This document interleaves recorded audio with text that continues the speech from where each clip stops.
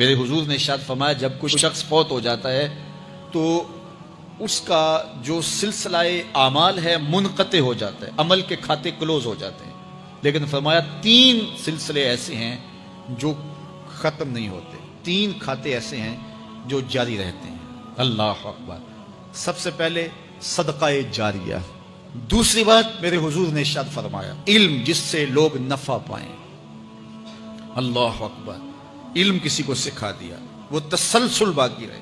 ہمارے استاد قبروں میں چلے گئے، لیکن آج ہزاروں طلباء کو اور لاکھوں عوام کو ان کے دیے ہوئے جو سبق تھے جو انہوں نے ہمیں پڑھایا آج ہم لوگوں کو بتا رہے ہیں، تو ان کی روح کو اس کی برکت پہنچ رہی ہے، پھر یہ ان کے استاد، پھر ان کے استاد۔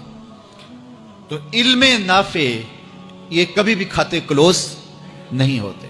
اور تیسری بات میرے حضور نے فرمایا نیک اولاد جو ماں باپ کے لیے مغفرت کی دعائیں کرتی ہے، یہ صدقہ جاریہ ہے، یہ کبھی بھی ختم ہونے والا سلسلہ نہیں ہے۔ میں کہتا ہوں کہ اولاد اگر نیک ہے، اہتمام سے دعا نہیں بھی کرے گی تو دن میں کتنی مرتبہ کہے گی ربنا اغفر لی والوالدی، اے اللہ مجھے بھی بخش دے، میرے ماں باپ کی بھی مغفرت کر دے۔ ایک شخص کے 5 بیٹے ہیں، 4 بیٹیاں ہیں، 3 بیٹے ہیں، 4 بیٹیاں ہیں، تو اب سارے نمازی ہیں، تو روزانہ 5 نمازوں میں کتنی مرتبہ ربنا اغفر لی والوالدی۔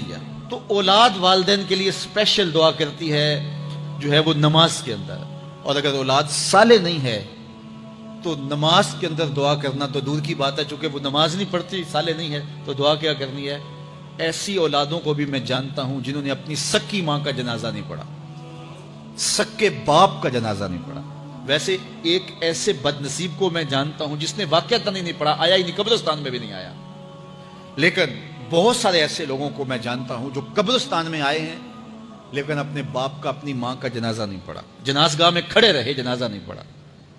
آپ سوچتے ہوں گے کوئی ایسا بد نصیب بھی ہو سکتا ہے؟ میں کہتا ہوں ایسے بد نصیب لوگوں کو آپ بھی جانتے ہیں۔ یہ کون بد نصیب ہیں؟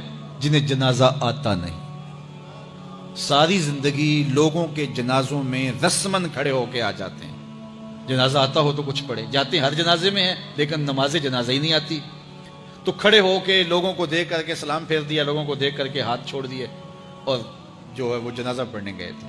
اور جب اپنے ماں باپ فوت ہو جاتے ہیں تو کیا سارے کام چھوڑ کے جنازہ سیکھتے ہیں کہ ساری زندگی لوگوں سے فراڈ کیا، دھوکہ کیا، آج اپنی سکی ماں کو دھوکہ تو نہ دوں، آج اپنے سکے باپ سے تو فراڈ نہ کروں۔ ساری زندگی جو لوگوں سے فراڈ کرتا رہا، پھر ایک دن اپنی سکی ماں سے بھی فراڈ کیا، اپنے سکے باپ سے بھی فراڈ کیا۔ اور مجھے بتاؤ شخص سے بڑا کوئی بدبخت ہو سکتا ہے کہ جو اپنی سکی ماں سے فراڈ کرے اور وہ بھی مرنے کے بعد، سکے باپ سے فراڈ کرے، اس کی لاش پڑی ہوئی ہو اور وہ اس سے فراڈ اور دھوکہ کر رہا ہو؟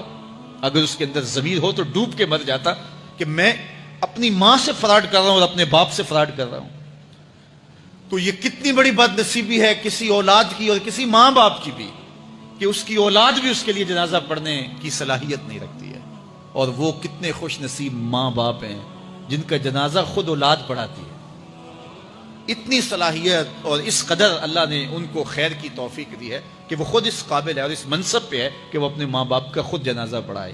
کوئی جنازہ پڑھائے بڑی برکت ہے، لیکن جس خلوص سے بیٹا دعا کر سکتا ہے کوئی اور تو نہیں کر سکتا ہے۔ تو اپنی اولادوں کو نماز جنازہ سکھاؤ، اپنی اولادوں کو دین سکھاؤ، یہ عادی بن جائیں نماز کے، تاکہ بعد از انتقال دعاؤں کے سلسلے جاری رہیں۔ جو شخص روزانہ اپنے والدین کے لیے مغفرت کی دعا مانگے، والدین زندہ ہوں تب بھی، فوت ہو گئے ہوں تب بھی، علماء فرماتے ہیں ساری زندگی اس کے رزق میں بے برکتی نہیں آ سکتی۔